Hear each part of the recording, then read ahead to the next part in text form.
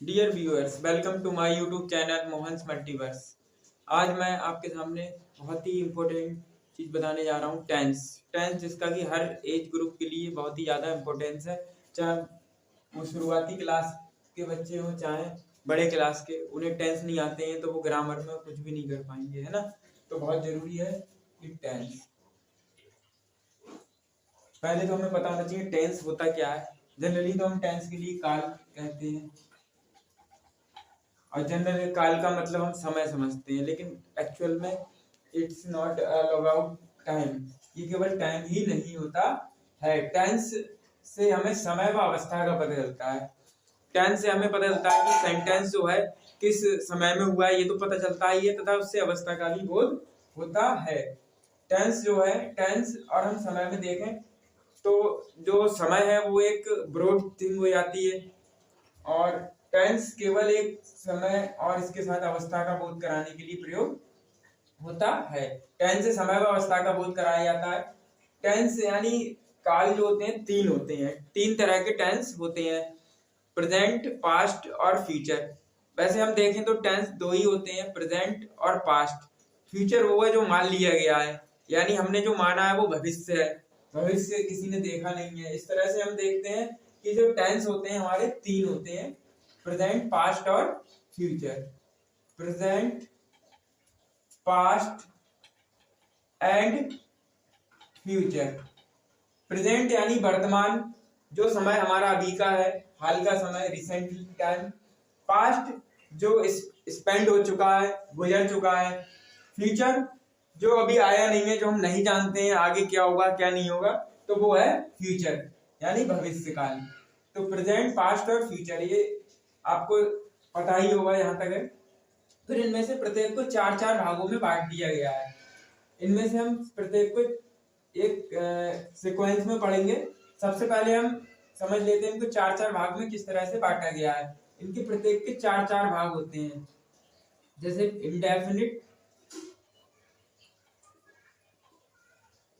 Continuous, perfect and perfect continuous.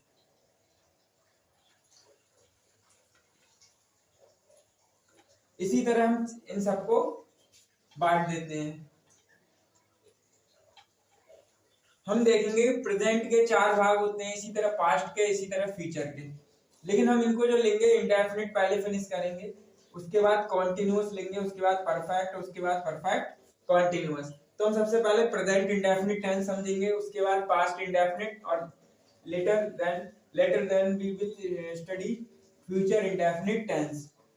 इसके बाद हम कंटिन्यूअस को फिनिश करेंगे, present continuous, past continuous and future continuous. उसके बाद हम प्रेजेंट परफेक्ट, पास्ट परफेक्ट और फ्यूचर परफेक्ट समझेंगे। उसके बाद present perfect continuous, past perfect continuous और फ्यूचर परफेक्ट कंटिन्यूअस।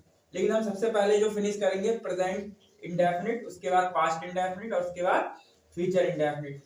उसके बाद present continuous, past continuous, future continuous, फिर present perfect, past perfect, future perfect and then present perfect continuous, past perfect continuous और future perfect continuous.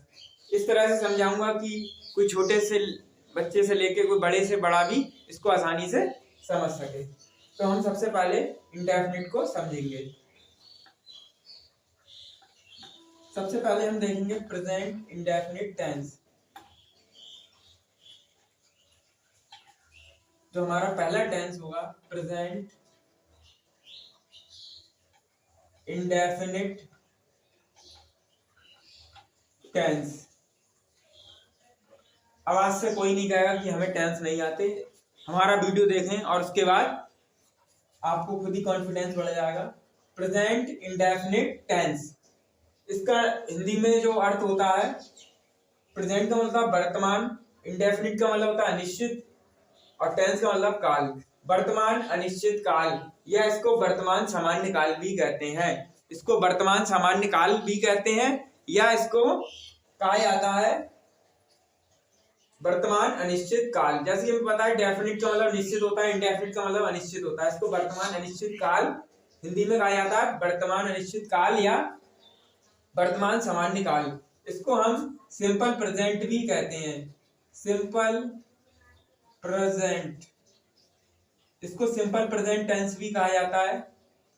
सामान्य वर्तमान काल, सामान्य वर्तमान काल या वर्तमान अनिश्चित काल भी कहा जाता है। ये था इसके नाम की बात कि हमने किस तरह इसको प्रेजेंट इंडेफिनिट या सिंपल प्रेजेंट टेंस कहा जाता है। अब हम इनको पहचानेंगे कैसे, इनकी पहचान क्या है वो हम देखते हैं। अब हम इनके कैसे इनको रिकॉग्नाइज करेंगे कि ये प्रेजेंट इंडेफिनिट टेंस का सेंटेंस है।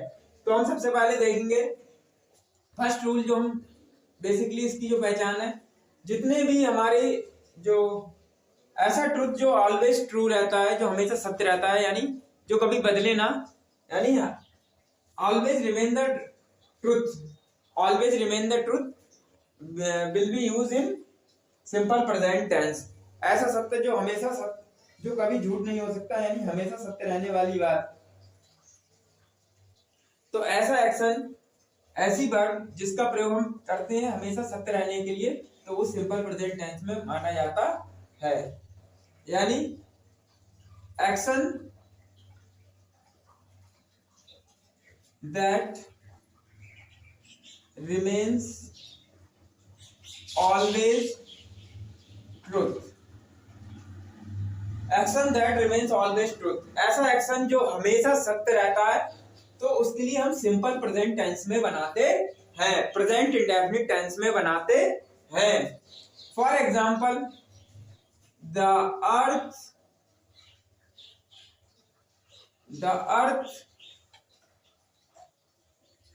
Moves round the sun, the earth moves round the sun, पृथ्वी सूर्य के चारों ओर घूमती है। Action that remains always truth, ये सत्य हमेशा रहेगा, ये बदला नहीं जा सकता। Action that remains always truth, ऐसा कार्य, ऐसा वर्ब जो हमेशा सत्य रहता है, तो वो हमेशा सिंपल प्रेजेंट में बनता है। ये हो गई एक जनरल सी इसकी एक एग्जांपल। और देख लेते हैं,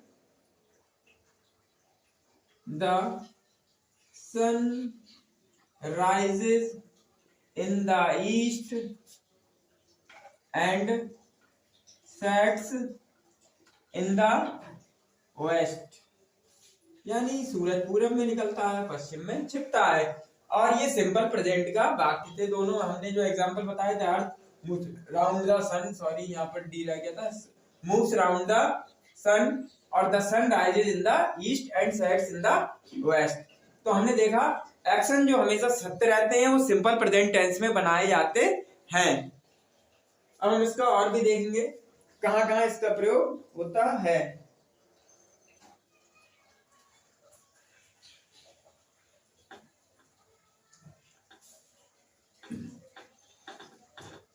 नेक्स्ट है इसका जो यूज होता है, this tense is used for habitual action, this tense is used for habitual action. Habitual action का मतलब है ऐसी आदत जो बदली नहीं जा सकती है, यानी हैबिट में आ गई है, जो हमारी डेली की हैबिट में आ गई है।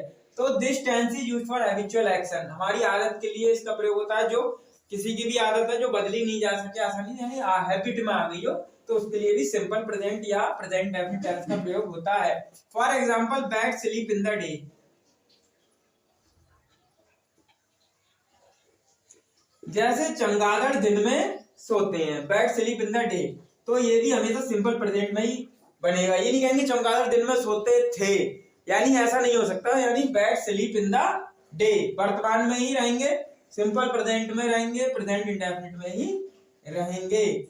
और हम इसका एग्जांपल देखते हैं इजी से इजी, जिससे आपको आसानी से समझ में आ जाए।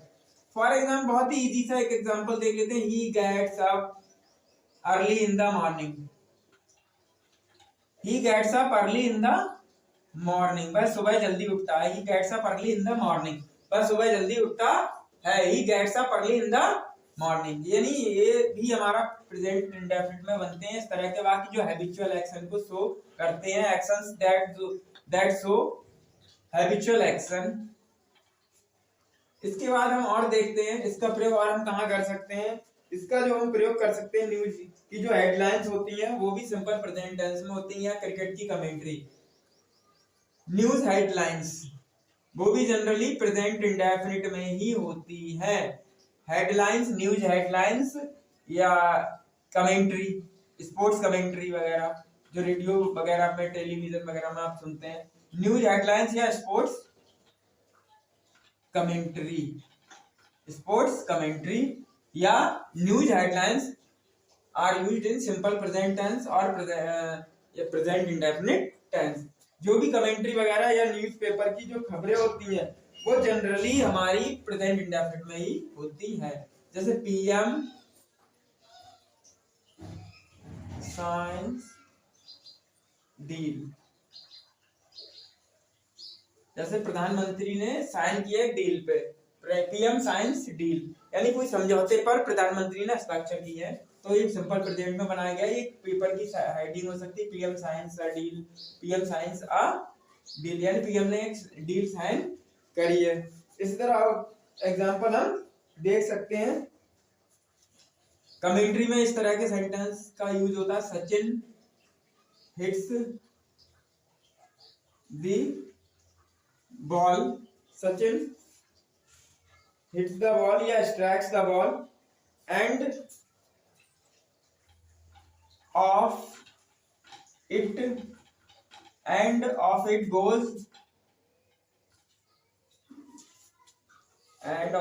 goes for a huge six. Sachin hits the ball and off it goes for a huge six, यानी ये क्रिकेट की कमेंट्री में एक तरह का बोला कि मैंने सेंटेंस ये लिख दिया, Sachin hits the ball and off it goes for a huge six. तो न्यूज़पेपर की हेडलाइंस में भी हम सिंपल प्रेजेंट का जनरली यूज करते हैं। इसके अलावा हम जो न्यूज़पेपर की हेडलाइंस हैं, इसके अलावा क्रिकेट कमेंट्री या कोई फुटबॉल कमेंट्री, किसी भी तरह की कमेंट्री, किसी भी स्पोर्ट्स की हो रही होती है, जनरली जो उनमें सेंटेंस बोले जाता है सिंपल प्रेजेंट का यूज करके बोला जाता है। इसके अलावा और कहां-कहां सिंपल प्रेजेंट का प्रयोग होता है वो हम देख लेते हैं। निकट, चलो अभी इसको हम और भी देखेंगे। फॉर नियर फ्यूचर, निकट भविष्य की बात बताने के लिए भी इसका प्रयोग किया जा सकता है। For near future, to tell about something about near future, we can use simple present tense और प्रेजेंट इंडेफिनिट टेंस। निकट भविष्य के लिए या निकट भविष्य की योजना के लिए, निकट भविष्य की योजना के लिए, फॉर नियर फ्यूचर प्लानिंग या निकट की भविष्य बात के लिए भी हम इसका प्रयोग करते हैं। The PM leaves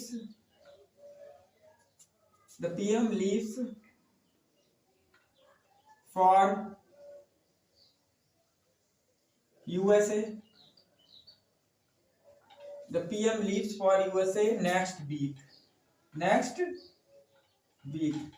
अगले सप्ताह प्राइम मिनिस्टर यूएसए की यात्रा पर जाएंगे या यूएसए जाएंगे, तो हम इसके लिए the PM leaves for USA next week, यानी निकट भविष्य में जाएंगे, गए नहीं है यानी जाएंगे, तब भी हम इसका सिंपल प्रेजेंट का प्रयोग कर लेते हैं। इसके अलावा इसका जो प्रयोग होता है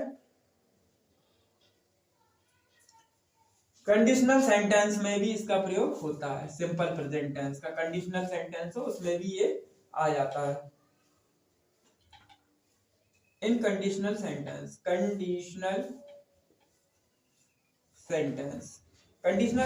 यानी शर्त सूचक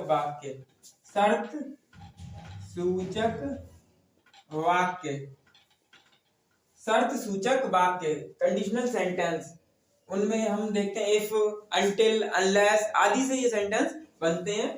ये इस तरह के sentence, if he comes here, I will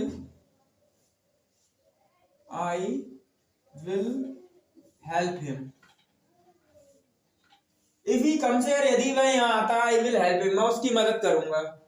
यदि वह यहाँ आता है मैं उसकी मदद करूंगा, यदि वह यहाँ आएगा मैं उसकी मदद करूंगा, ये भी हो सकता है। यदि वह यहाँ आएगा मैं उसकी मदद करूंगा।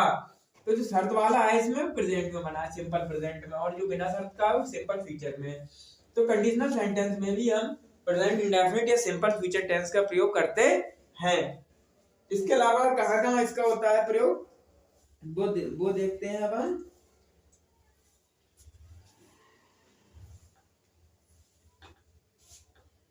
कुछ वर्ब्स हैं जो साइंसेस से रिलेटेड, जैसे see, hear, feel, taste. See, hear, feel, taste, इस तरह के जो कुछ फिजिकल सेंसेस हैं उनके लिए, स्मेल, जो हमारी फिजिकल सेंसेस हैं, जो हमारी इंद्रियां जिन्हें हम कहते हैं, इनका प्रयोग करके उनमें यूज हुआ हो, तो इस तरह के सेंटेंस भी जनरली सिंपल प्रेजेंट टेंस में या प्रेजेंट इंडेफिनिट टेंस में बनाए जाते हैं। For example, I hear something outside. I hear something outside, तो मैं कुछ बाहर सुनता हूँ या मैं कोई आवाज बाहर सुनता हूँ, यानी इसमें हियर यानी हमारे साइंस का यूज, सुनने का प्रयोग किया गया है। तो ये सिंपल प्रेजेंट में बनेगा, ना कि ये कहेंगे आई हर्ड समथिंग आउटसाइड, तो ये गलत हो जाएगा, पास्ट में नहीं होगा, simple present, I hear something outside. तो ये था कुछ हमने इसकी पहचान आपको बताई। इसके अलावा हिंदी में किस तरह पहचानते हैं वो देख लेते हैं। हिंदी में बहुत आसान पहचान है। हिंदी वाक्यों की क्रिया के अंत में, हिंदी वाक्यों की क्रिया के अंत में ता है, ती है, ते है, ता हूं आदि आता है। हिंदी की पहचान है, हिंदी वाक्यों की क्रिया के अंत में ता है, ती है, ते है, ता हूं आदि आता है। यानी जो हमारा वीडियो है हिंदी मीडियम के हो बच्चे चाहे इंग्लिश मीडियम, सबके लिए ये कारगर है, यूजफुल है। हिंदी वाक्यों की क्रिया के अंत में ता है, ती है, ते है, ता हूं आदि शब्द आते हैं। ये होता है simple present tense. Simple present tense में ये हिंदी की पहचान है, हिंदी वाक्यों की क्रिया के अंत में ता है, ती है, ते है, ता हूं आदि आता है। इसके अलावा अब हम देखेंगे इसको कैसे बनाते हैं। अब इसको बनाने के हम फार्मूले या स्ट्रक्चर देखेंगे। इसको बनाते किस तरह से, सिंपल प्रेजेंट टेंस या प्रेजेंट इंडेफिनिट टेंस को, इसको किस तरह से बनाते हैं। इसको बनाने के रूल ध्यान से समझिएगा। सबसे हमारा पहला रूल है, सबसे पहले हम देखेंगे अफर्मेटिव सेंटेंस, सेंटेंस वाइज चलेंगे। पहले हम अफर्मेटिव सेंटेंस पढ़ेंगे, फिर नेगेटिव पढ़ेंगे, फिर इंटरोगेटिव सेंटेंस पढ़ेंगे। तो हम सबसे पहले देखेंगे affirmative sentence. Affirmative sentence, affirmative sentence यानी सकारात्मक वाक्य, जिनसे सकारात्मक सूचना मिलती है ना अफर्मेटिव सेंटेंस कहते हैं। जैसे हम अफर्मेटिव सेंटेंस बनाना सीखेंगे, इसका पहला रूल है, हमने सब्जेक्ट वर्ब एग्रीमेंट आपको पढ़ाया था, उसमें बताया था जो क्रिया होती है अकॉर्डिंग टू सब्जेक्ट आती है। जिस तरह की जो क्रिया आएगी वो अपने सब्जेक्ट के अकॉर्डिंग आती है, अपने कर्ता के अनुसार आती है, जैसा सब्जेक्ट होता है वैसी क्रिया आती है। तो हम सबसे पहले देख रहे हैं कि सब्जेक्ट अगर हमारा क्या हो, यदि सब्जेक्ट हमारा I, we, you, they, these, those या प्लूरल नाउन हो, या प्लूरल नाउन हो, यदि सब्जेक्ट हमारा I, we, you, they, these, those या एनी अदर प्लूरल नाउन हो, बहुवचन संज्ञा हो, एक से ज्यादा का बोध कराया बहुवचन होता है, तो आई हो, आई मतलब मैं, वी, दे मतलब वे या ये या वे, या प्लूरल नाउन हो। प्लूरल नाउन का मतलब बहुवचन, बहुवचन संज्ञा। बहुवचन संज्ञा, बहुवचन संज्ञा, यानी इनमें से कुछ भी मिले हमें, I, we, you, they, these, those या प्लूरल नाउन हो। यहाँ पर दे माने भी बे, दोज माने भी बे। अगर दोज के संग कोई नाउन आ रहा है तो ये प्रयोग होगा दोज, जैसे those pens, those books, those girls, those boys. और अगर दे एज प्लूरली नाउन आएगा, इसमें कोई और वर्ड नहीं होगा, ठीक है, नाउन नहीं होगा कहने का मतलब इसके साथ। तो ये था, हमने इसकी हिंदी भी आपको बता दी। अब सब्जेक्ट अगर हमारा प्लूरल हो, आई, वी, यू, दे या कोई प्लूरल नाउन हो, बहुवचन हो, तो इसी के हिसाब से हमारी वर्ब आती है। हमेशा याद रखें, इसी के अकॉर्डिंग हमारी वर्ब आती है। हमारी जो वर्ब आएगी अकॉर्डिंग दीज वर्ड्स आएगी, यानी इन्हीं के हिसाब से। सब्जेक्ट बहुवचन है, कर्ता बहुवचन है, तो वर्ब की फर्स्ट फॉर्म आती है, वर्ब की फर्स्ट फॉर्म।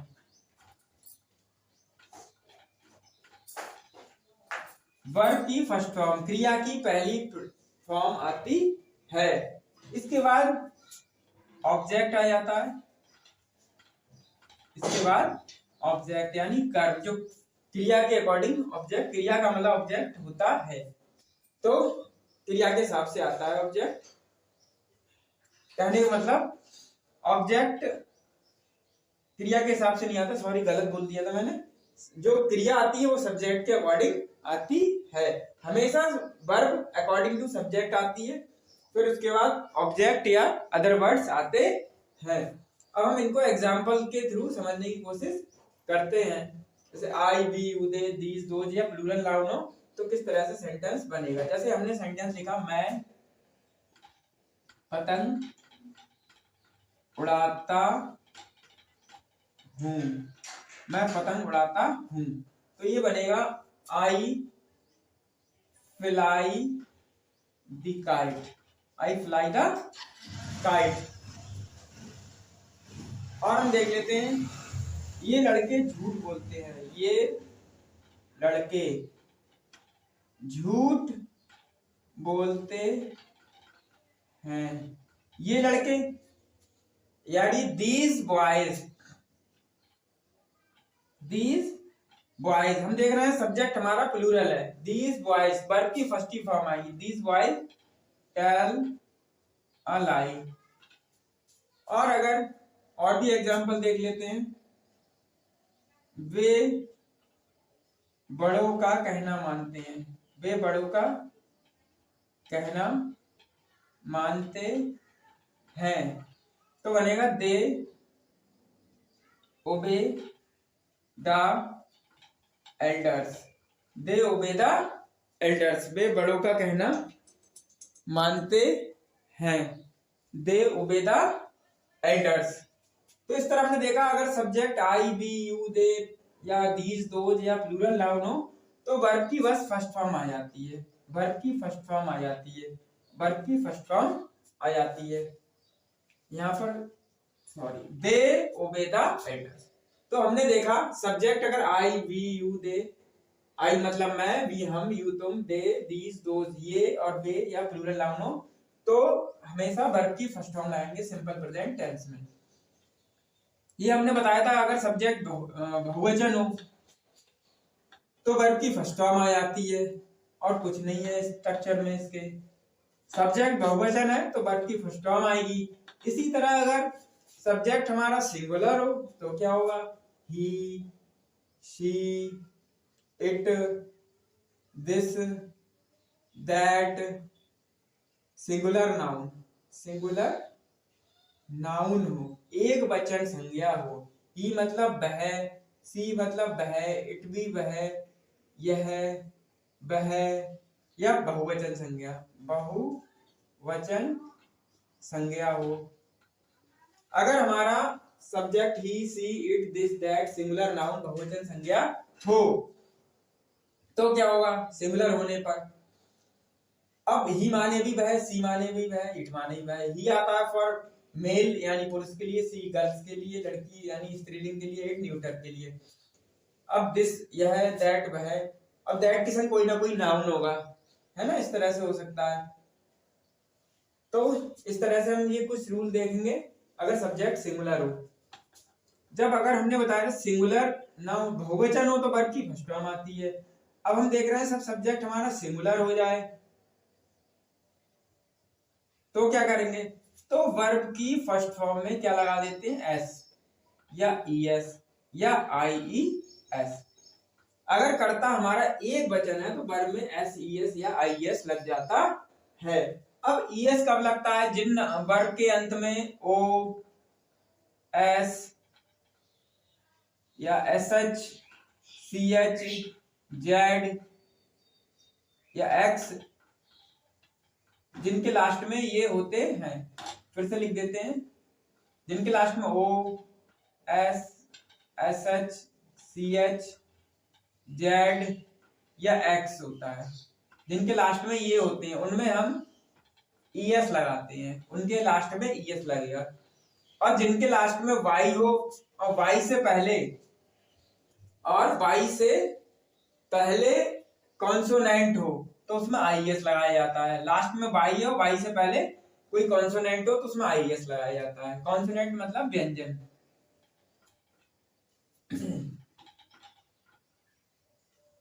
अब हम इनका कोई सेंटेंस देख लेते हैं, जैसे वह पतंग उड़ाता है, वह पतंग उड़ाता है, तो हम बोलेंगे he flies the kite, he flies the kite.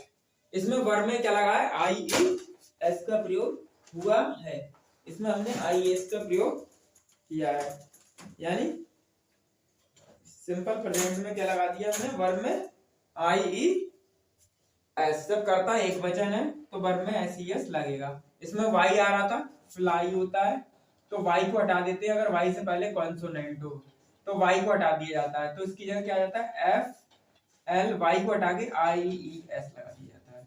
Y से पहले अगर कॉन्सोनेंट हो तो वाई को हटा के आई एस लग जाता है, ही फ्लाइज द काइट। और एग्जांपल देख लेते हैं, सीता बड़ों का कहना मानती है, सीता बड़ों का कहना मानती है। सीता, अब कहना मानना इसमें क्रिया है, सीता ओबे की जगह इसमें ओबेज आएगा, सीता ओबेज। इसमें भी वाई आया था लेकिन वाई से पहले वॉवेल था इसलिए इसमें केवल एस लगेगा, सीता ओबेज द एल्डर्स। और हम एग्जांपल देख लेते हैं, वह लड़का झूठ बोलता है,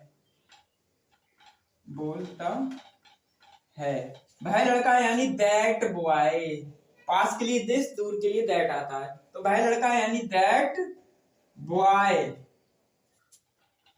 बोलने की अंग्रेजी होती है टेल, लेकिन जब से सिंगुलर है तो वर्ब में एस लगेगा। सब्जेक्ट ही सी इट या कोई सिंगुलर नाउन यानी एक वचन संख्या हो तो वर्ब में एस लग जाता है।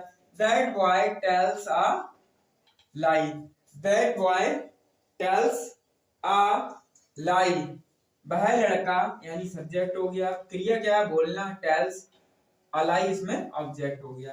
That boy tells a lie, ये हमने देखा सिंपल प्रेजेंट टेंस का affirmative sentence. Simple present tense या प्रेजेंट इंडेफिनिट टेंस का अफर्मेटिव सेंटेंस बहुत आसान है, बस सब्जेक्ट और वर्ब का ही ध्यान देना बहुत जरूरी होता है। सब्जेक्ट अगर सिंगुलर है तो वर्ब में एस लग जाता है।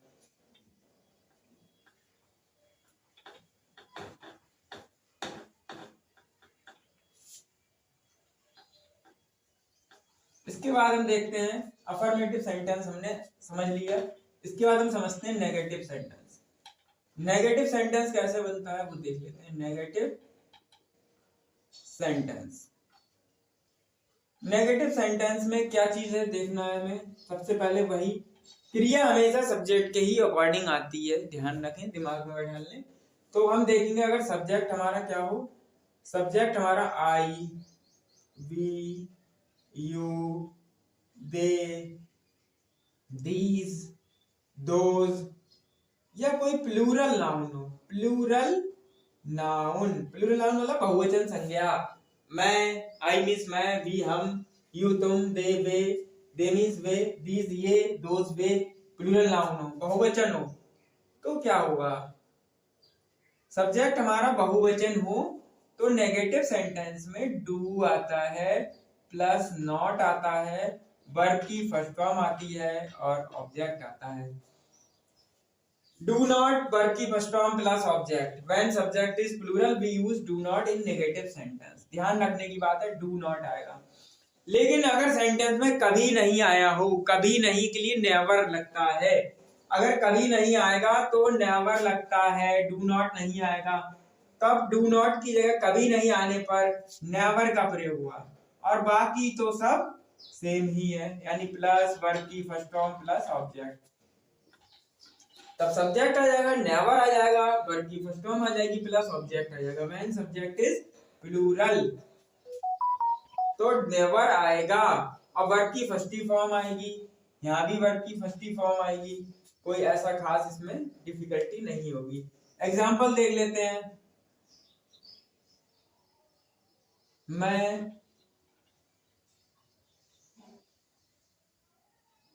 गाली नहीं देता हूं, मैं गाली नहीं देता हूं, तो कैसे बनेगा sentence? I do not abuse, I do not abuse. I आ गया सब्जेक्ट, क्रिया क्या है? गाली देना, गाली देना इसमें क्रिया है, लेकिन हम देखेंगे आई के संग क्या आता है नेगेटिव में, do not, I do not abuse. दूसरा सेंटेंस कोई बना लेते हैं इसी तरह से। वे लड़कियां स्वेटर नहीं बुनती है, वे लड़कियां स्वेटर नहीं बुनती है, तो क्या बनेगा? दोज गर्ल्स डू नॉट, क्योंकि subject plural, those girls do not knit the sweater, knit the sweater। knit होती है बुनना, के साइलेंट रहता है, इसको knit पढ़ते हैं, knit the sweater। those girls do not knit the sweater because subject हमारा प्लूरल है, वे लड़कियां, तो those girls सब्जेक्ट बहुवचन है, do not आएगा, do not knit the sweater। और देख लेते हैं इसके एग्जांपल, नेगेटिव सेंटेंस के और एग्जांपल हम देख लेते हैं। तुम कभी झूठ नहीं बोलते हो, तुम कभी झूठ नहीं बोलते हो, तो बनेगा यू, हमने बताया यू तो डू नॉट आएगा, लेकिन इसमें कभी नहीं आया है इसीलिए यहाँ नेवर आ जाएगा। You never tell a lie, you never tell a lie, तुम कभी झूठ नहीं बोलते हो। राम और श्याम, राम और श्याम कभी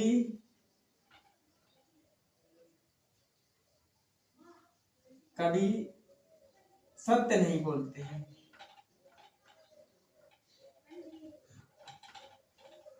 राम और श्याम कभी सत्य नहीं बोलते हैं, सत्य नहीं बोलते हैं तो मतलब राम एंड श्याम। अब यहाँ पर दो लोग हो गए, यानी ये बहुवचन हो गया, राम एंड श्याम। राम एंड श्याम कभी नहीं के लिए क्या होता है? नेवर।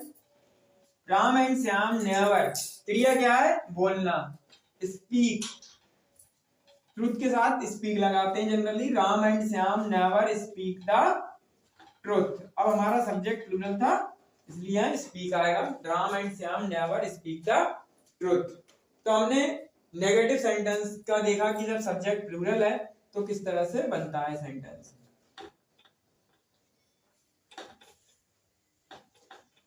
अब सब्जेक्ट अगर सिंगुलर हो तो किस तरह से बनेगा? सिंपल प्रेजेंट का अगर सिंगुलर सब्जेक्ट में हो, ही, सी, इट, दिस, दैट, या सिंगुलर नाउन हो, या सिंगुलर नाउन मतलब एक वचन संज्ञा हो, तो किस तरह से बनेगा?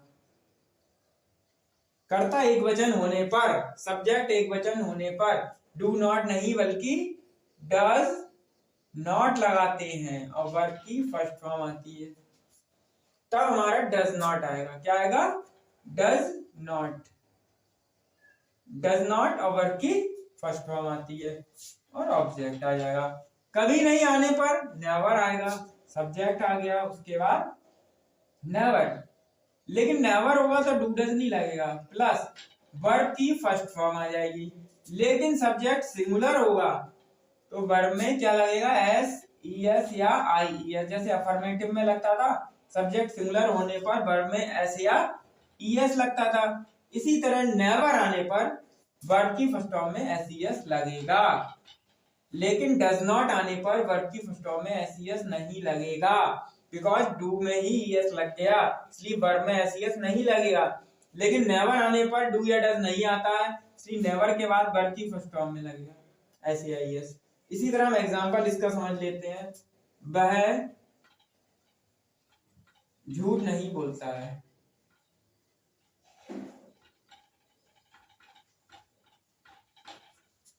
वह यानी बहुवचन हो गया, तो होगा he does not, he does not. बोलना इसमें क्रिया है tell a lie. He does not tell a lie. Lie को वर्ब के रूप में भी यूज किया जा सकता है। ही डज नॉट लाई भी सही होगा, क्यों? तो हम उसको एज ए वर्ब लेंगे। ही डज नॉट लाई, इसको हम कह सकते हैं, अगर इसको वर्ब मान के करा गया तो he does not tell a lie, तो ये नाउन हो जाएगा। वैसे हम ही डज नॉट लाई भी लिख सकते हैं, ही डज नॉट लाई, तो ये एज ए वर्ब आएगा। लेकिन he does not tell a lie, तो ये टेल वर्ब हो गई, ये हमारा नाउन हो गया। और एग्जांपल देख लेते हैं। यह है ये लड़की बड़ों का कहना नहीं मानती है, तो क्या बनेगा? This girl does not, singular है सब्जेक्ट इसलिए does not obey the elders. This girl does not obey the elders. तो ये बन गया हमारा प्रेजेंट इंडेफिनिट का नेगेटिव व्हेन सब्जेक्ट सिंगुलर था। इसका हम देखते हैं और भी सेंटेंस।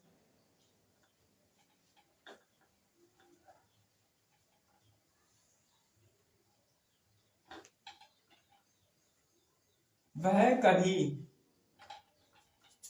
पतंग नहीं उड़ाता है। वह कभी पतंग नहीं उड़ाता है, तो बनेगा ही नेवर। कभी नहीं की अंग्रेजी नेवर। अब हमने बताया था अगर सब्जेक्ट सिंगुलर हो तो नेवर आने पर वर्ब में एस लगेगा। ही नेवर फ्लाई नहीं आएगा बल्कि फ्लाइज आएगा। He never flies the kite, because subject हमारा सिंगुलर है और नेवर आया है। डज नॉट आता तो वर्ब में एस नहीं लगता, तो बनता ही does not fly the kite. वह पतंग नहीं उड़ाता है, वह कभी पतंग नहीं उड़ाता है, तो he never flies the kite. तो इस तरह से हमें ये सेंटेंस समझ में आ गए होंगे। आई होप बहुत इजी थे। अगर सब्जेक्ट सिंगुलर है तो डज नॉट आएगा, सब्जेक्ट प्लूरल है तो डू नॉट आएगा in negative sentence of present indefinite tense. इस तरह हमने दो तरह के सेंटेंस पढ़े, अफर्मेटिव सेंटेंस, नेगेटिव सेंटेंस। तीसरा अब हम देखेंगे interrogative sentence. Interrogative sentence, interrogative sentence यानी प्रश्नवाचक वाक्य। इसे कैसे बनाते हैं अब देखेंगे। पहला रूल हमें पता है, क्रिया हमेशा सब्जेक्ट के अकॉर्डिंग आती है, क्रिया हमेशा अपने कर्ता के अनुसार आती है। अब हम इनके देखते हैं रूल्स। सब्जेक्ट बहुवचन हो, सब्जेक्ट एकवचन हो, तो वो सब देखेंगे। तो हम देखेंगे इंटेरोगेटिव सेंटेंस में हमें पता होना चाहिए सबसे पहले आता है क्वेश्चन वर्ड। क्वेश्चन वर्ड को हम बाद में क्यूडब्ल्यू लिख दिया करेंगे, अभी लिख दे रहे हैं फुल फॉर्म क्वेश्चन वर्ड, प्रश्नवाचक शब्द। प्लस अब हमने बताया था क्रिया जो अब जो आती है वो सब्जेक्ट के अकॉर्डिंग आती है। अब हम क्रिया लेंगे आई, वी, यू, दे, या कोई प्लूरल नाउन हो, दीज, दोज, और this I, we, you, they, these, those, या प्लूरल नाउन। प्लूरल नाउन यानी बहुवचन संज्ञा। तो हमने बताया था डू आता है बहुवचन के संग, लेकिन इंटेरोगेटिव सेंटेंस में हेल्पिंग वर्ब ऑलवेज स्टार्टिंग में आती है। We use helping verb before the subject in interrogative sentence. प्रश्नवाचक वाक्य में हेल्पिंग वर्ब सब्जेक्ट से पहले आती है। तो यहाँ पर हमने देखा सब्जेक्ट बहुवचन है, प्लूरल है, so we will use helping verb before the subject. तो यहाँ पर सब्जेक्ट से पहले हमारी हेल्पिंग वर्ब डू आएगी। प्लस अगर इंटेरोगेटिव नेगेटिव सेंटेंस हो तो नॉट आएगा, अदरवाइज इसको नहीं यूज करेंगे, इसीलिए हमने यहाँ ब्रैकेट में लिखा है। और इसके बाद आएगी वर्ब की फर्स्ट फॉर्म और हमारा ऑब्जेक्ट या अदर वर्ड, और इसमें प्रश्नवाचक चिन्ह यानी क्वेश्चन मार्क लगता है। और एक चीज और है, अगर क्या पहले दिया हो हिंदी के वाक्य में, इन हिंदी सेंटेंस जब क्या वर्ड पहले हो तो क्या की अंग्रेजी नहीं आती है। क्या की अंग्रेजी व्हाट होती है, सबको पता होगी, WHAT व्हाट। तब क्या की अंग्रेजी नहीं लिखी जाती है, तो सीधे हेल्पिंग वर्ब आ जाती है। वो किसी भी टेंस में हो, किसी भी सेंटेंस में।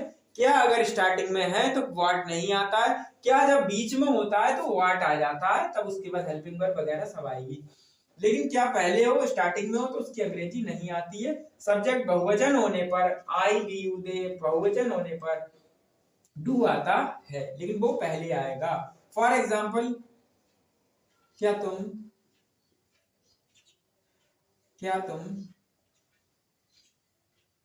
उन्हें जानते हो? क्या तुम उन्हें जानते हो? अब क्या तुम उन्हें जानते हो, क्या, तो क्या जो आया है स्टार्टिंग में आया है, तो क्या की अंग्रेजी नहीं आएगी, व्हाट नहीं आएगा, तो क्वेश्चन वर्ड तो इसमें कैंसिल हो गया। हमने बताया सब्जेक्ट के हिसाब से वर्ब आती है। अब सब्जेक्ट देखेंगे, यू है, तुम जब बहुवचन है तो डू आएगा, तो इसमें आएगा डू। क्या बीच में होता है तो आती है अंग्रेजी व्हाट, लेकिन यहाँ क्या पहले है तो डू आ गया, डू यू। वर्ब हमेशा सब्जेक्ट के अकॉर्डिंग आती है, डू यू। अब क्रिया क्या है इसमें, मेन वर्ब क्या है, ये मेन वर्ब है, तो मेन वर्ब क्या है, नो। डू यू नो उन्हें यानी them, do you know them. They का ऑब्जेक्ट होता है देम, ये प्रोनाउन वाले वीडियो में हम ऑलरेडी बता चुके हैं। उन्हें यानी देम, दे का बहुवचन देम, उन्हें जानते हैं, डू यू नो, क्या तुम उन्हें जानते हो, डू यू नो देम। और एग्जांपल देख लेते हैं, वे झूठ क्यों बोलते हैं? तो क्यों इसमें बीच में आया, मतलब क्यों वर्ड आया है प्रश्नवाचक शब्द, तो हम सबसे पहले क्वेश्चन वर्ड लिखा जाएगा। क्यों को अंग्रेजी में कहा जाता है why, why do you. Interrogative pronoun में हम ये भी बता चुके हैं कुछ क्वेश्चन वर्ड वगैरह के प्रयोग। वे झूठ क्यों बोलते हैं, तो क्यों की अंग्रेजी व्हाई। अब हम देखेंगे सब्जेक्ट हमारा बहुवचन था, सॉरी वे है, तो वे की अंग्रेजी दे।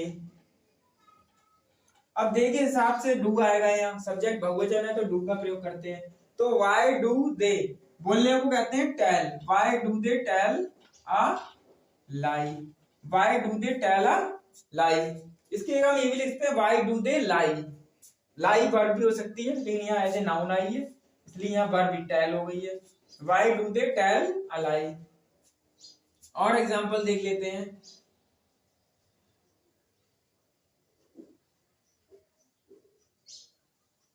वे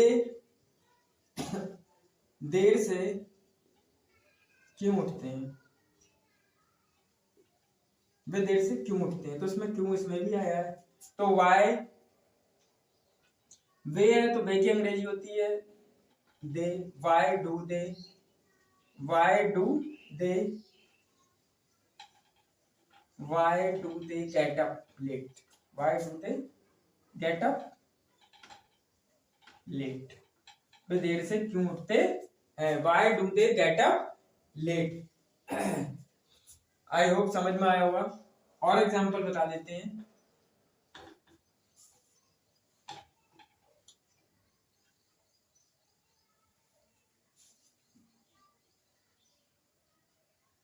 ये लड़के सत्य क्यों नहीं बोलते हैं, क्यों नहीं बोलते हैं। तो देखेंगे ये लड़के यानी दीज, पहले क्वेश्चन वर्ड क्या है इसमें, क्यों, क्यों की अंग्रेजी वाई, डू, अब दीज बॉयज बहुवचन है इसलिए यहाँ पर डू आया है, why do these boys not, बोलने की स्पीक द ट्रुथ, ट्रुथ के संग जनरली स्पीक का ही प्रयोग होता है, why do these boys not speak the truth, इसमें नॉट था नहीं इसलिए सब्जेक्ट के बाद नॉट आया है। और हम एग्जांपल देख लेते हैं, वे कहाँ रहते हैं, कहाँ की अंग्रेजी होती है वेयर, तो वेयर, अब हम देखेंगे सब्जेक्ट बहुवचन है तो do, where do they live, where do they live, where do they live, रहने की लिव होती है, वेयर डू दे लिव। ये था हमारा interrogative when subject is plural. इसके बाद हम देखेंगे इंटरोगेटिव सेंटेंस का जब सब्जेक्ट सिंगुलर हो।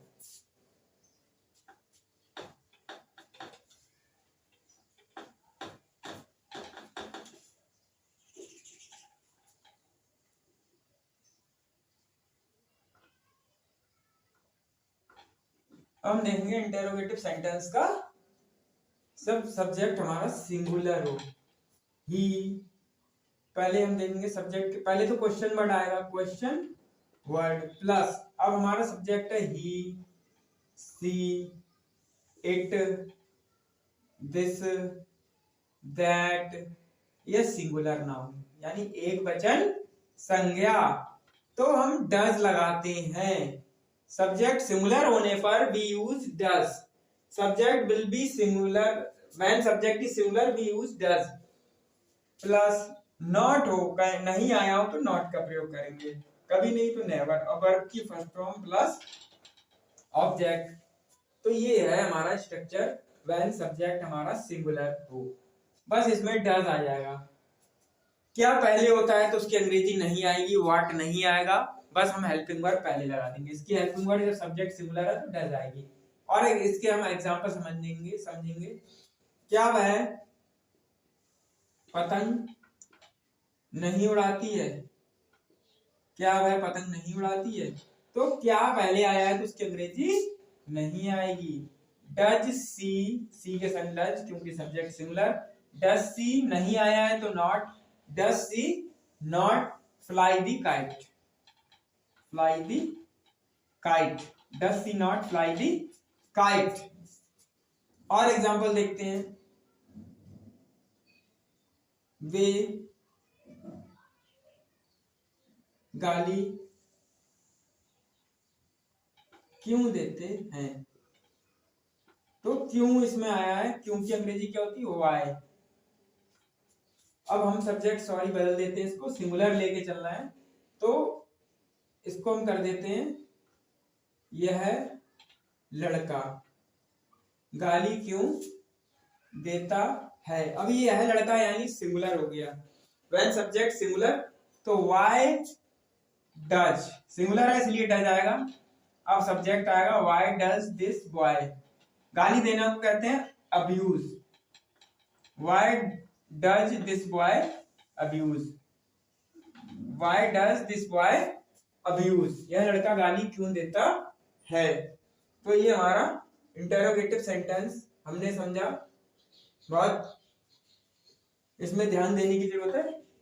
इसमें सब्जेक्ट और वर्ब ये ज्यादा इंपॉर्टेंट होते हैं किसी भी टेंस में, क्योंकि वर्ब जो आती है अकॉर्डिंग टू इट्स सब्जेक्ट आती है। तो ये हमने प्रेजेंट इंडेफिनिट टेंस समझा, आई होप कि अच्छे से समझ में आ गया होगा। अब हम नेक्स्ट देखेंगे सिंपल पास्ट टेंस या past indefinite tense.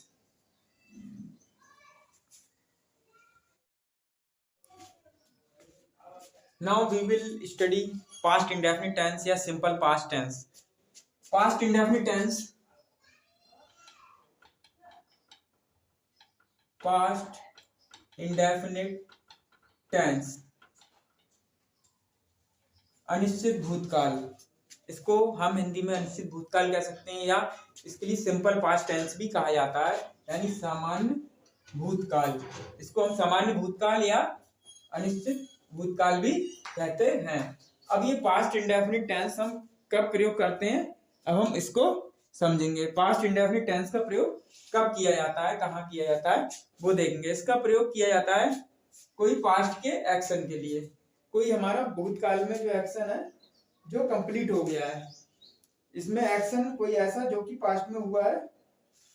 For example Ram, इसका प्रयोग होता है पास्ट कंप्लीट एक्शन के लिए होता है। भूतकाल का ऐसा काम जो पूरा हो गया, पास्ट कंप्लीट एक्शन के लिए इसका प्रयोग होता है। फॉर एग्जाम्पल हम इसका देख लेते हैं। एग्जाम्पल इसका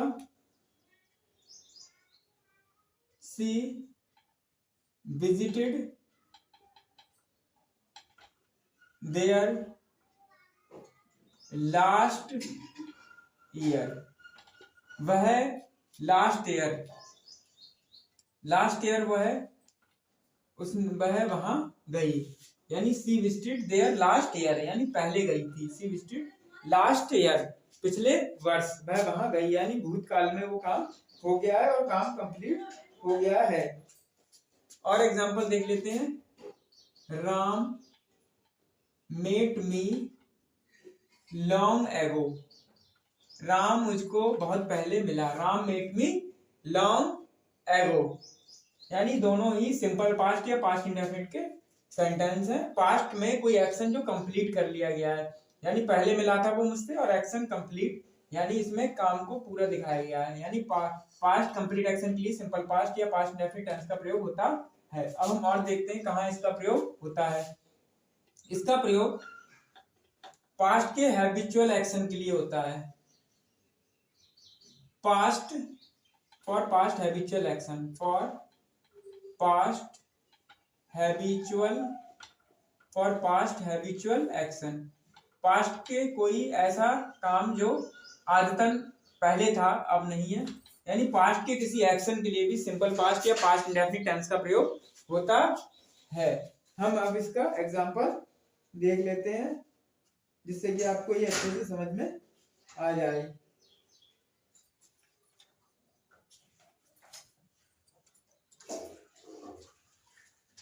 फॉर एग्जाम्पल लास्ट ईयर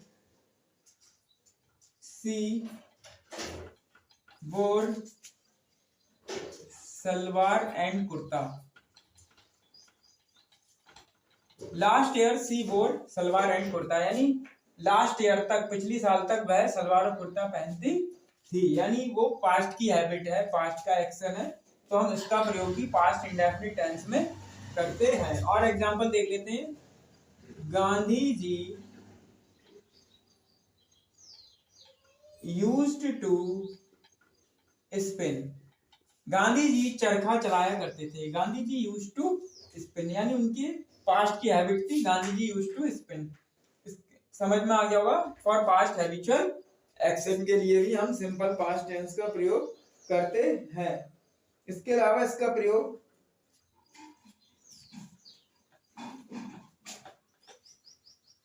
इनमें जनरली हमें एगो और यस्टरडे जैसे शब्द भी मिलते हैं देखने को।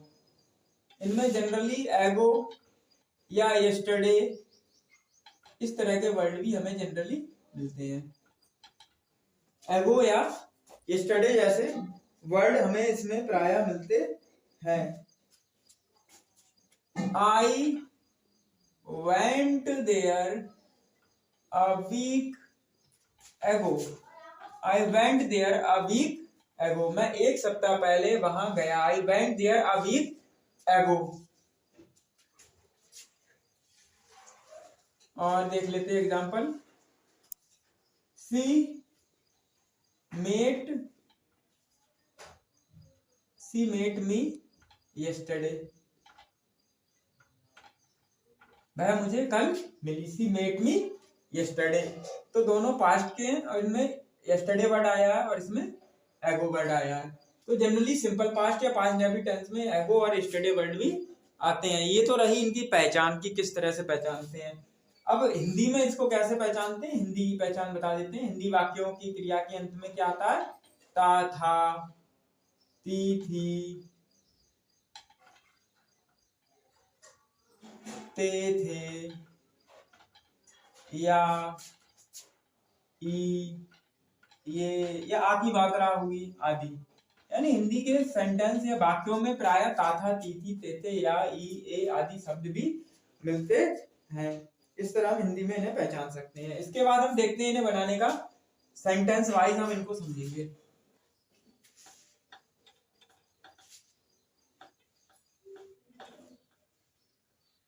इसके अलावा इसका प्रयोग हिस्टोरिकल इवेंट के लिए भी होता है। इतिहास की जो घटनाएं होती हैं उनके लिए भी हम सिंपल पास्ट में ही बनाते हैं। जैसे शाहजहां ने मुमताज की याद में ताजमहल बनाया, Shah Jahan build the Taj Mahal in memory of Mumtaz. तो इस तरह जो इतिहास की घटनाएं है वो भी सब सिंपल पास्ट में ही बनती हैं। अब हम इसका सबसे पहले देखेंगे सेंटेंस वाइज। अब हम देखेंगे अफर्मेटिव सेंटेंस। अफर्मेटिव सेंटेंस यानी सकारात्मक वाक्य। इसका हम स्ट्रक्चर देख लेते हैं। सबसे पहले आएगा सब्जेक्ट, फिर आती है वर्ब की सेकंड फॉर्म और फिर आएगा ऑब्जेक्ट। सब्जेक्ट, वर्ब की सेकंड फॉर्म प्लस ऑब्जेक्ट। इसमें वर्ब की सेकंड फॉर्म आती है। ओनली पास्ट इंडेफिनिट टेंस में ही वर्ब की सेकंड फॉर्म का यूज होता है। किसी भी टेंस में वर्ब की सेकंड फॉर्म नहीं होती है use. Only past indefinite tense या सिंपल पास्ट टेंस में ही वर्ब की सेकंड फॉर्म आती है। इसके एग्जांपल देख लेते हैं। Sita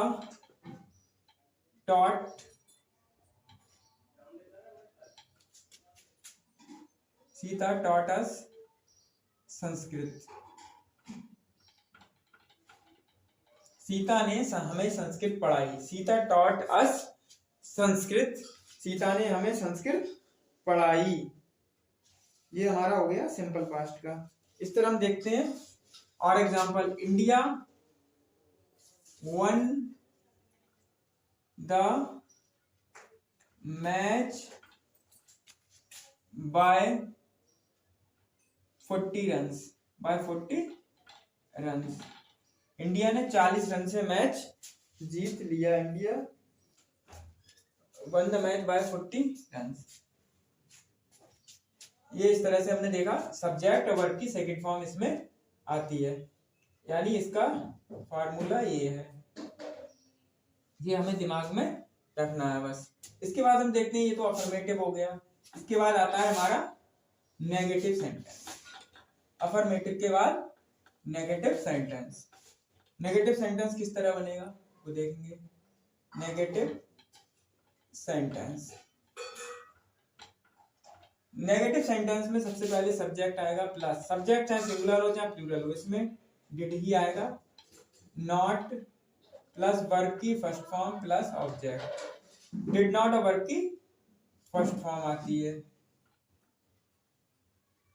subject plus did not plus verb की फर्स्ट फॉर्म और ऑब्जेक्ट। लेकिन अगर कभी नहीं आए, कभी नहीं के लिए क्या आता है, कभी नहीं। कभी नहीं की अंग्रेजी होती नेवर। तब किस तरह बनेगा, सब्जेक्ट प्लस नेवर प्लस, जब नेवर आएगा तो डिड नहीं आया है तो हमारी वर्ब की सेकंड फॉर्म आएगी प्लस ऑब्जेक्ट। कभी नहीं के लिए इस तरह का स्ट्रक्चर है। Subject plus never plus verb की second form plus object. Did not आने पर फर्स्ट फॉर्म आएगी, लेकिन नेवर आने पर सेकंड फॉर्म आएगी। ये हमें इसमें विशेष ध्यान रखना है। डिड नॉट के साथ वर्ब की फर्स्ट फॉर्म आती है, नेवर के संग second form in simple past tense. जिस तरह हमारे अफर्मेटिव में सेकंड फॉर्म आती थी, उसी तरह नेवर के संग भी सेकंड फॉर्म आएगी, बट डिड नॉट के साथ वर्ब की फर्स्ट फॉर्म आएगी। इनका हम एग्जांपल देख लेते हैं। Ram did not learn his lesson। Ram ने अपना पाठ याद नहीं किया। Ram did not learn his lesson। यानी ये हमारा हो गया पास्ट इंडेफिनिट या सिंपल पास्ट का नेगेटिव सेंटेंस। और एग्जांपल देख लेते हैं। My friend did not help me in lurch. मेरे दोस्त ने मुसीबत में मेरी मदद नहीं की या मझधार में मुझे छोड़ दिया। My friend did not help me in lurch, मझधार में या मुसीबत में मेरी मदद नहीं की। मेरे मित्र ने मेरी मुसीबत में हेल्प नहीं की। और हम इसका नेवर का देख लेते हैं एग्जांपल। सी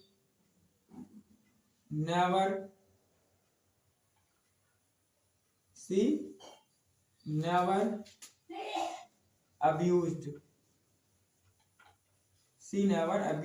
उसने कभी गाली नहीं दी। नेवर आया है तो वर्ब की सेकंड फॉर्म आएगी। और देख लेते हैं, Ram never punished his son, Ram ने कभी अपने पुत्र को सजा नहीं दी। नेवर आया है इसलिए वर्ब की सेकंड फॉर्म आएगी। बट डिड नॉट के संग ऑलवेज फर्स्ट फॉर्म आएगी। डिड नॉट के संग फर्स्ट फॉर्म, डिड नॉट के संग फर्स्ट फॉर्म। लेकिन नेवर के संग सिंपल पास्ट या पास्ट इंडेफिनिट टेंस में वर्ब की सेकंड फॉर्म ही आती है। ये था हमारा negative sentence of past indefinite tense. Now move ahead. Now we will learn another tense, sentence। अब हम देखेंगे इंटेरोगेटिव सेंटेंस। इंटेरोगेटिव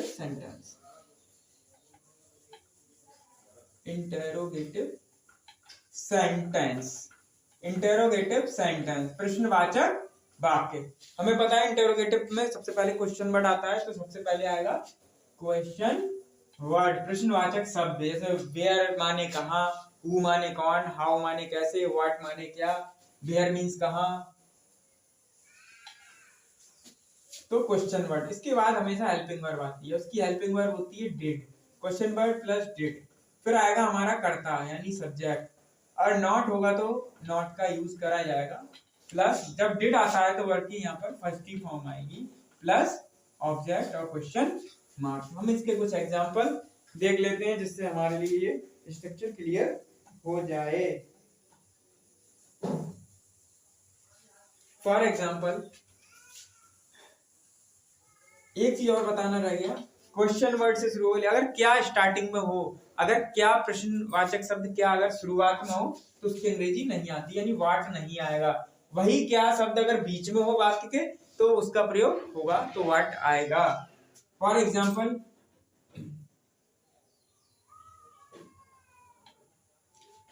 देख लेते हैं। क्या राम ने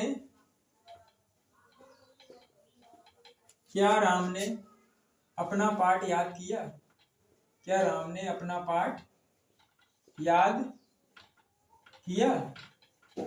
इसमें क्या पहले आए तो इसकी अंग्रेजी नहीं आएगी, क्या व्हाट नहीं आएगा, इसमें डिड से शुरू होगा।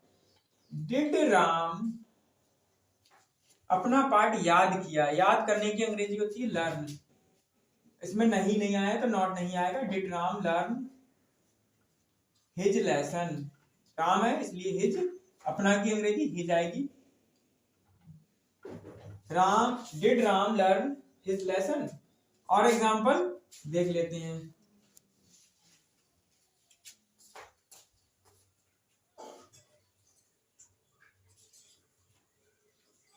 उसने झूठ क्यों बोला? क्यों की अंग्रेजी क्या होती है? वाई। डिड ही यानी उसने, सीधी उस्ताद, वाई डिड ही, वर्ब क्या है? बोलना।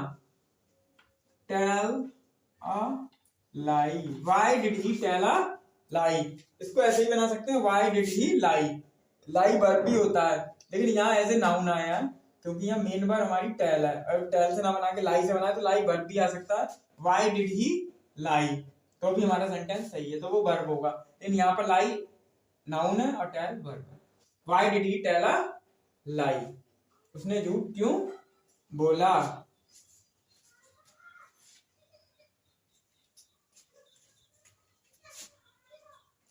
और एग्जांपल देख लेते हैं। उसने अपने कुत्ते को क्या खिलाया?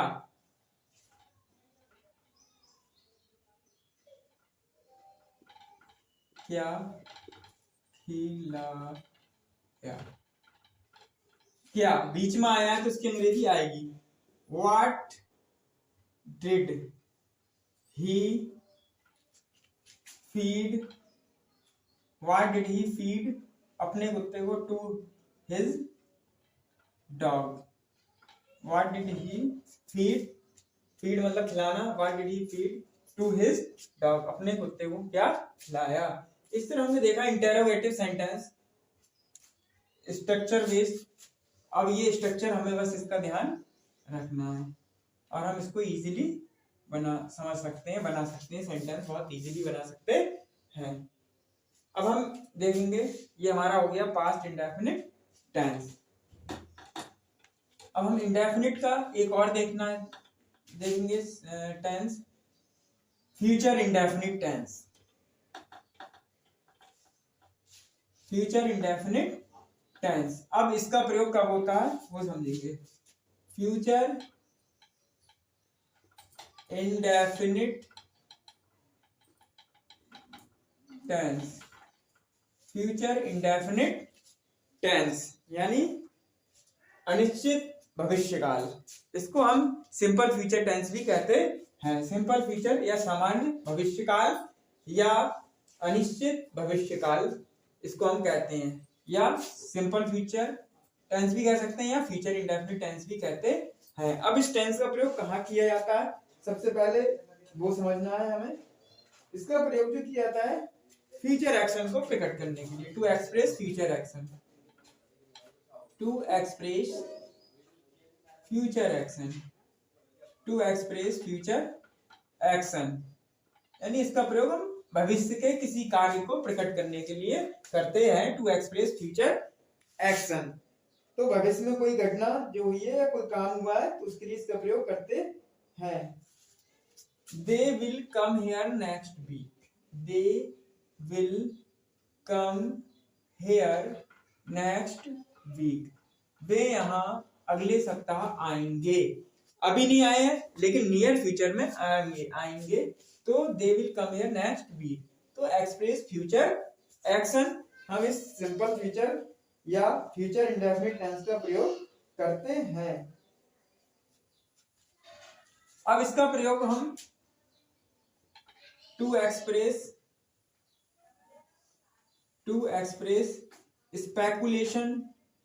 स्पेक्यूलेशंस या doubts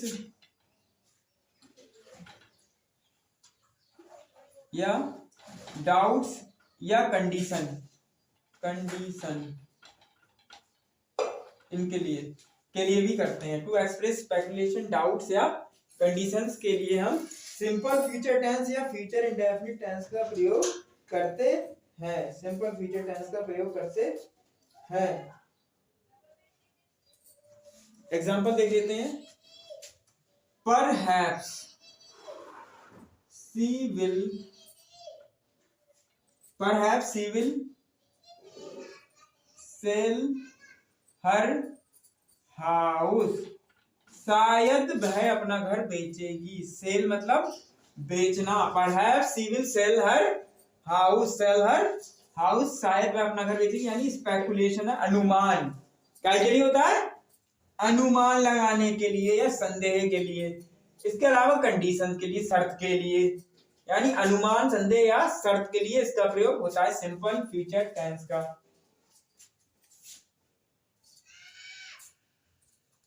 If he works hard, he will pass, यदि वह मेहनत करेगा वह उत्तीर्ण हो जाएगा। तो if he works hard he will pass. तो हमने देखा यहाँ फ्यूचर का प्रयोग हुआ है, सिंपल फ्यूचर या फ्यूचर इंडेफिनिट टेंस का प्रयोग हुआ है स्पेकुलेशन या कंडीशन के लिए, शर्त के लिए। इसमें शर्त थी मेहनत करेगा तो पास होगा, तो यानी इसमें शर्त हो, संदेह हो, तब भी सिंपल फ्यूचर का प्रयोग किया जाता है। ये थी कुछ इसकी पहचान सिंपल फ्यूचर टेंस की, जो बहुत ही आसानी से आपको समझ में आ गया होगा। अब हम इसको देख लेते हैं हिंदी में क्या है पहचान। इनमें हिंदी में प्रायः गा गी के शब्द आते हैं। हिंदी में प्रायः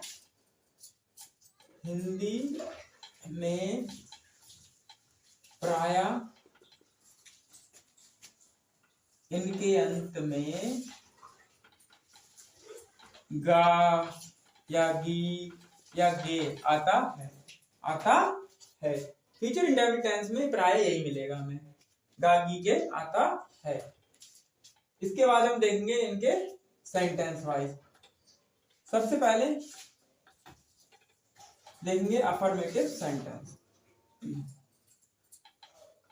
अफर्मेटिव सेंटेंस सकारात्मक वाक्य।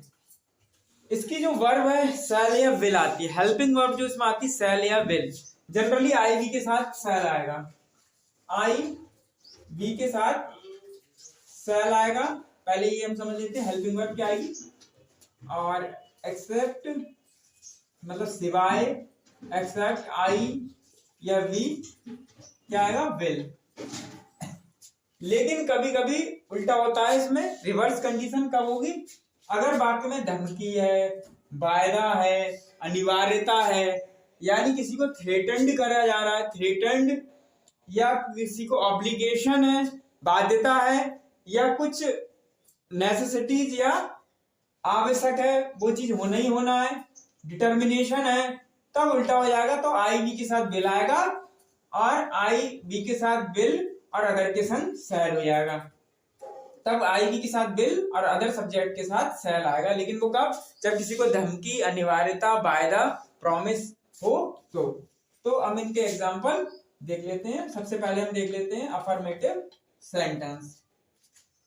अफर्मेटिव सेंटेंस का स्ट्रक्चर, सब्जेक्ट प्लस शैल या विल प्लस वर्ब की first form plus object. Example देख लेते हैं इनके बहुत ही इजी हम, जिससे आपको अच्छे से समझ में आ जाए। इनके एग्जाम्पल हम देख लेते हैं।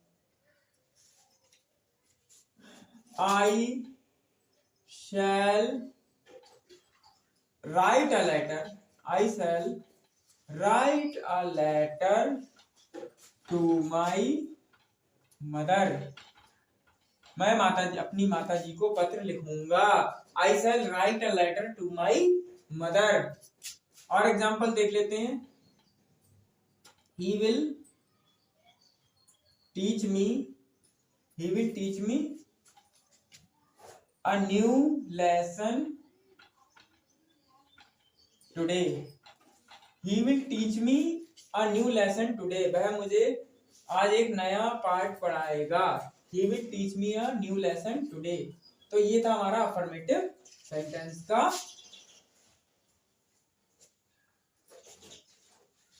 स्ट्रक्चर या फार्मूला, अफर्मेटिव सेंटेंस का। इसके बाद हम देखेंगे next negative sentence.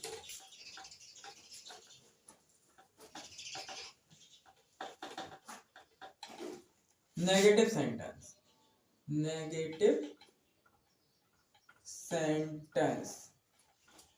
Negative sentence सब कुछ वैसा ही है, बस हेल्पिंग वर्ब के बाद नॉट लग जाएगा, क्योंकि नॉट कभी अकेला नहीं आता, उसके संग कोई हेल्पिंग वर्ब होती है। तो यहाँ shall will plus not plus verb की first form plus object. For example, वह मेरी मदद नहीं करेगा, वह मेरी मदद नहीं करेगा, तो बनेगा he will not help me. तो यहां पर ही के संग विल आ गया। और देख लेते हैं, हम कल सिनेमा देखने नहीं जाएंगे। We shall not go to see cinema. To see cinema देखने, इन्फिनिटिव आया है। We shall not go to see cinema. इनका भी हम आगे बताएंगे, इन्फिनिटिव और जीरेंट वगैरह का प्रयोग। We shall not go to see cinema. तो ये हो गए हमारे नेगेटिव सेंटेंस और इसका स्ट्रक्चर। ये हो गया हमारा नेगेटिव सेंटेंस और इसके एग्जांपल। अब हम इसके बाद देखेंगे इंटेरोगेटिव सेंटेंस।